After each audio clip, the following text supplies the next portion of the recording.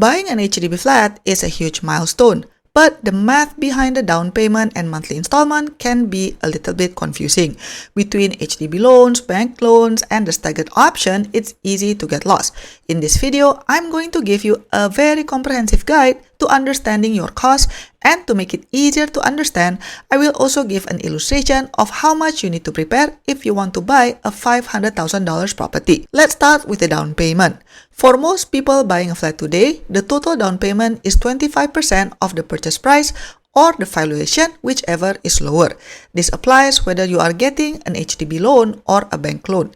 The big difference is not the amount itself, but how you are allowed to pay it. So for HDB loan, you can pay the full 25% using CPF ordinary account. If you have enough CPF, your cash outlay could literally be $0. But if you want to opt for a bank loan, you must pay at least 5% in cold hard cash. The remaining 20% can come from your CPF OA or more cash. Now let's look at exactly what happened to your bank account and CPF when you want to buy a home, let's say with price of $500,000. The first scenario is if you want to use HDB loan.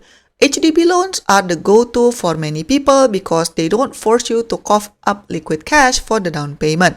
So if you want to buy a $500,000 flat, the total down payment is $125,000, and then your CPF OA usage is up to that amount, and then the loan amount itself is about $375,000. Let's just say that the interest rate is remaining at 2.6% because it is pegged to CPF OA plus 0.1%. But if you are taking loan from the bank, then the calculation is a little bit different. So nowadays, banks are offering very competitive rates. Some is like 1.5% or 1.8%, but they demand cash upfront. So for total down payment, it's still $125,000 at least, but then the mandatory cash is 5%, which means $25,000. And then your CPF OA usage is up to $100,000, which is 20%. And then the loan amount is still the same. Once the down payment is settled, now you need to think of how to pay for the house every month for the next 20 to 25 years, depending on the selected tenure years. Now, this is how the monthly bill will look like if you borrow $375,000 at 25-year tenure. So if you take HDB loan, the monthly installment is roughly $1,700 plus.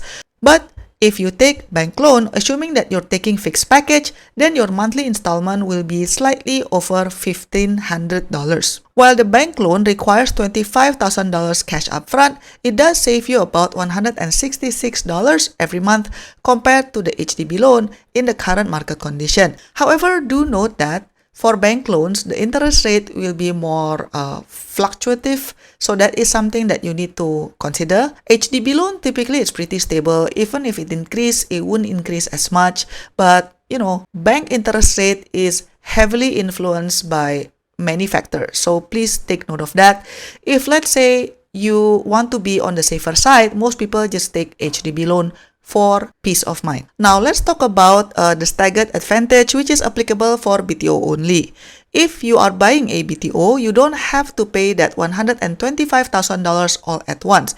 HDB actually allows you to split it. So for the booking fee, you need to pay $500 to $2,000 depending on what is the flat type that you choose. And then for signing, you would need to pay 5%, which can be either CPF or cash, or if you're taking bank loan, then during signing, you need to pay 10%, where minimum of $25,000 has to be cash. And then for key collection, you need to pay the other 20% if you're taking HDB loan, which again can be paid by using CPF or cash. And if you are taking bank loan, you need to pay 15%, and this time you can also use CPF or cash. Now let's talk about the hidden cost or the additional cost when you buy an HDB flat. The down payment is just the beginning.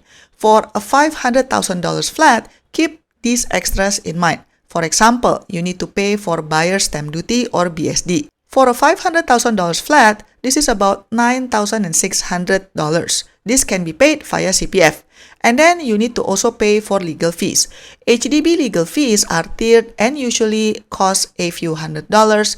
Bank legal fees though are typically higher, around maybe $2,500. But bank often give you a legal subsidy to cover this. However, note that I notice a lot of bank, if let's say you want to change to a different bank, you want to refinance your mortgage to a different bank, then they might claw back that legal subsidy. So please read the terms and condition carefully because it depends from bank to bank. And then another thing that you need to take note of is cash over valuation. If you are buying resale flat, the next part is that you also need to consider cash over valuation, which is only applicable if you are buying resale flat. If you buy a $500,000 but HDB says that it's only worth $480,000, then you must pay that balance $20,000 gap in cash. Next up, let's talk about grant. So grants are essentially additional help from the government that goes into your CPF ordinary account. For the $500,000 flat, for example, they can significantly slash that down payment. For example, if you and your spouse earn $5,000 combined, then you get $65,000 in enhanced housing grant. This amount is credited to your CPF OA and is used to offset the price of your flat, directly reducing the amount that you need to borrow or pay in cash. But note that if later down the line you sell the house, then you kind of need to return that grant money with interest back to your CPF OA account. So please take note of that. The grant amount itself can be different depending on your combined monthly household income. As you can see in this table, if let's say you are earning above $9,000 combined, then you actually would not get any enhanced housing grant. But if you are earning less than $1,500 per month as a couple, then you will be able to take the maximum amount, which is $120,000. Now, let's say you and your partner earn a combined $6,000 a month. Looking at this table, then you would qualify for a $40,000 enhanced housing grant. And here is how it changes the down payment for your flat. If you take an HDB loan, the net down payment needed is $85,000, which means that you only need $85,000 in your CPF OA instead of $125,000. If you don't have that amount, then the rest must be paid in cash. But if you take a bank loan, the mandatory cash will still be there, which is 5% because the grant cannot offset this amount. The remaining 20% can be offset by your $40,000 grant, but then you still need net CPF, which is $60,000. On the other hand, if you decide to buy a resale flat instead of a BTO, you can stack even more grants on top of the EHG. So for example, for CPF Housing Grant Family Grant, you can get up to $80,000 for 4-room or smaller. Or if you stay with or within 4 kilometers of your parent, you can apply for Proximity Housing Grant or PHG, which is up to $30,000. So for example, if let's say a couple earning $6,000 per month buying a 4-room resale near parents, they could get $40,000 in enhanced housing grant, and then they can get another $80,000 from family grant, and then the proximity grant will give them another $20,000.